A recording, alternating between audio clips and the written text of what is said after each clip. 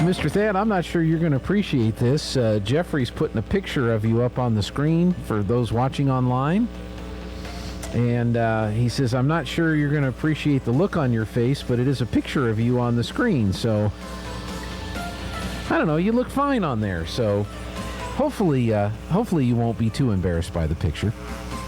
Okay. Well, joining us now, Superintendent of Schools, Mr. Thad Phipps. Good morning to you. Everything getting ready to go? Hey, good morning, Gene. Yes, sir. We're in Faith Baptist Church this morning, getting ready to have our staff orientation for the 22-23 school year because the Estelle Yates Auditorium is still under construction, and so we appreciate Pastor Robbie Ballou and all the staff here allowing us to use this beautiful facility and welcome our staff to the new school year. That is great. So how are we staff-wise? I know it's always a challenge to make sure you have enough teachers for all the positions that you have open across the district, and how's that part of it looking? Well, we have 475 outstanding staff members that are ready to love kids. They're ready to teach them and guide them. Direct them, and we've got a couple of little staff shortages up at the high school of math and social studies right now, and a couple little tiny things, but we've got wonderful Joe Kohoppy's one of them that's going to come in and work with us as a long-term sub, and so there's a few more that we have that are just outstanding people, but just want the community to know that we're just about fully staffed with the exception of a couple, and they're just excited. I'm looking out the room right now. I'm in the auditorium, and these folks are buzzing and happy and excited and ready to go. How about the school facilities themselves? I know there's always projects that get started during the summer months when there aren't students and staff in the schools. Did all of that come together the way you anticipated? Yes, sir. We were very fortunate to be able to purchase 19 mechanical units that were sitting in a warehouse somewhere because the 19 that we ordered weren't going to get here for the high school.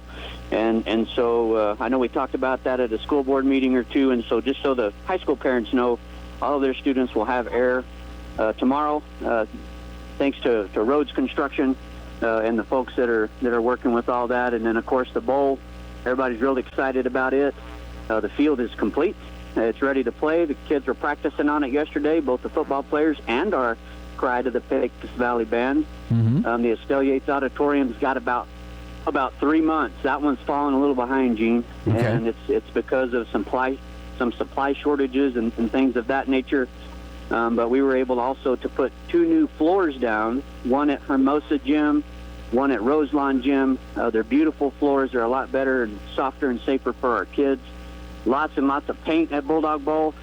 Eli Hita, United Builders, just did a wonderful job painting the front of the press box, both of the field houses, and just lots and lots of grounds stuff that Junior Cano and our maintenance crew has headed up. If you drive around our community and look at our schools, you'll see that all of our playgrounds and the front yards of all of our schools are just green, and they're beautiful. And so I appreciate all the work that Junior and his crew have done, and just all the maintenance staff at the Artesia Public Schools has just gone over the top to make sure all the details are taken care of and are ready for our kids. Speaking of the supply issues, has that affected the cafeteria and the food, or are your folks ready to go to feed all the kids right now? We are ready to go, Gene. Aaron has done a fine job of identifying some other avenues where we can get the food that we want for our kids. I think you'll see that our menus are going to be about the same as they have been in the past. And he's been working real hard this summer to talk to those suppliers and ensure that we're going to be able to get the things that we need. And so I don't foresee any real horrible food shortages. Just maybe some higher prices. You know, the distribution is obviously, with fuel and all that, is going to be a little bit higher, but just appreciate Aaron and his ladies for what they're going to do for our kids on the food service side. And we've been mentioning this on the school lunch menus. You're encouraging all parents of school students to go ahead and apply for the free lunch program? Yes, sir. It's actually a requirement. We need every household to fill out one application. So if you've got 5 kids, you don't have to fill out 5. You just have to fill out one. We need every household to fill out one of those, whether you believe you're going to qualify or not, because it affects some of our other federal funding, Gene, and that's what I think parents sometimes are like, I don't fill this thing out, I make too much money, and by golly, and all that, and I understand that. And you don't even have to put a thing down, Gene. You don't have to put that you make, $100,000. You can just put, I make too much money, put the kid's name on it, put your name on it, and send it in. We're not trying to be a pain, but we need that form from everybody, regardless of whether they're going to qualify or not. And obviously, it's super important for those kids that will qualify for free and reduced lunches. And just so you know, when kids qualify for reduced lunches this year, the state of New Mexico is going to go ahead and pay that 40 cents for the students, so they don't have to pay for lunch. So even if you're reduced, you're free. And I know that doesn't make a lot of sense, but some of those federal dollars that came down, during the pandemic are still in the coffers, and so we just appreciate the state, helping out our families and taking care of that. So you'd mentioned earlier transportation costs. Are the buses ready to go? Do we have plenty of buses? And just how much of an impact is the fuel costs having on, say, the school's budgeting for buses and travel? Well, that's a flow-through fund, and so the state of New Mexico has calculated the cost of the high diesel prices and the high gasoline prices, and so that's been given to the districts. And so Jeff Butcher out at Kaiser Incorporated's got 18 wonderful drivers for us. We're going to have 18 routes like we normally do, and those buses have been worked on all summer, and they're ready to go. And we appreciate all the bus drivers that are going to transport our students literally thousands of miles, even in our small little area. It's because of the rural nature of our district, Gene. We go all the way past Hope, sometimes all the way to Penasco School, Loco Hills, south down to Seven Rivers, and out north to Pearson Road on northern Eddy County, where it meets Chaves County. And so just a lot of miles that are traveled by our buses, and they're in great shape. And then our activity buses are ready to go also. Jeff and his mechanics and folks have been working on those all summer. So, we try as best we can to never leave kids on the side of the road stranded. We always have the initial plan, and then a backup plan, and then a backup plan to that. And so I appreciate everything that Mr. Skinner and Pearl Vias, our Transportation Secretary, and all the Kaiser folks have done in preparation to transport our students safely during this school year. Last thing I'll ask you about: did you find enough yellow paint for all the parking lots and the intersections? Yes, sir. Absolutely. It's all of our elementary parking lots, as well as Zia and Park, have been completely redone this year.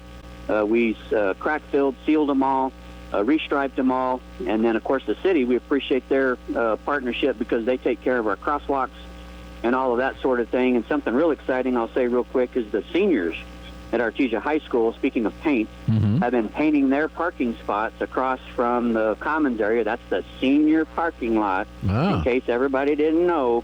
And they have claimed their spot, and they're so creative, Gene, and they've been out there painting. And then another thing, our student council and paw prowlers painted the paws on Bulldog Boulevard. They were super excited to do that last Friday, blocked the street off with the city's help, and I snapped a couple of pictures of them, got up on the roof and snapped some pictures of them. They're just having a hoot, Gene, and so it's so exciting to start this school year. The kids are excited. Oh, last night, Gene, we had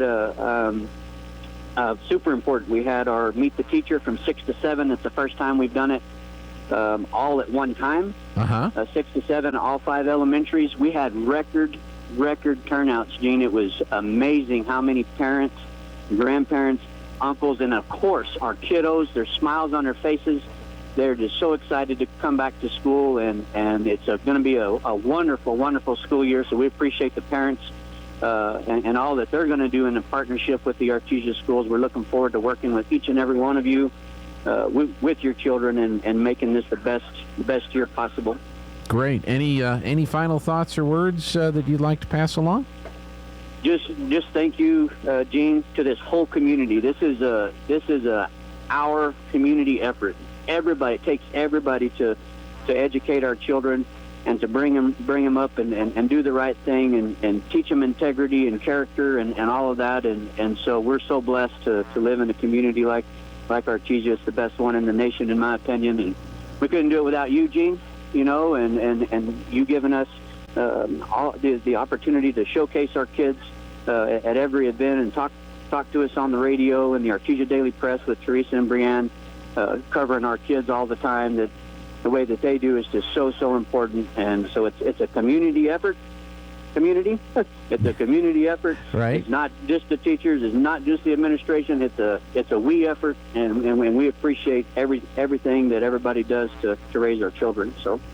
Thad, thank you so much. Best of luck to you and the entire staff, the 475 smiling faces that you're about to speak to there at the Faith Baptist Church. And we know it's going to be a great year this year, and it's I'm sure for everybody across Artesia, it's great to be a Bulldog.